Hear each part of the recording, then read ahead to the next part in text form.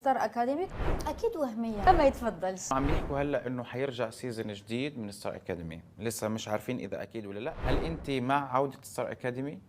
وهل بتنصحي الجمهور بهذا الزمن انه يشتركوا فيه اذا عندهم موهبه؟ اللي يحب انه خصوصا في الزمن اللي رانا فيه السوشيال ميديا يعني تعطس يسمعوك في امريكا يعني.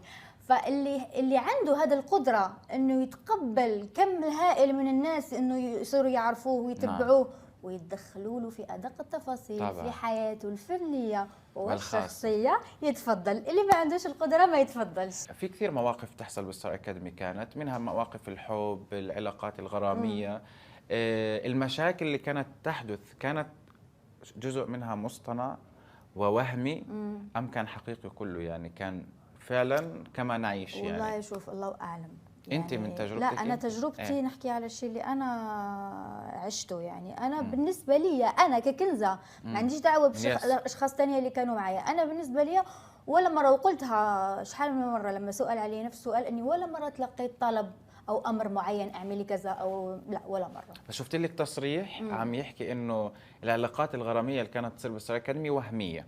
اكيد وهميه. أيوة. انت لما تكون عايش مع ناس ما تشوفش غيرهم، نعم، تشوفهم هم 24 ساعه على 24 ساعه، تاكلوا مع بعض، تطلعوا مع بعض، يعني تناموا في مكان واحد. صحيح. فطبيعي تتعودوا على بعض. نعم. فالناس يفتكروا انه في علاقه حب او غرام. نعم. مع انه يعني كثير من في تجارب من ستار اكاديمي كملوا وتزوجوا، واللي كانوا اصلا في ستار اكاديمي ما كانش بيناتهم علاقه حب. صحيح. اللي تزوجوا بعدين مزبوط. ستار اكاديمي ما كانش بيناتهم علاقه، واللي كانت بيناتهم علاقه حب ما صار شيء. ما كملوا.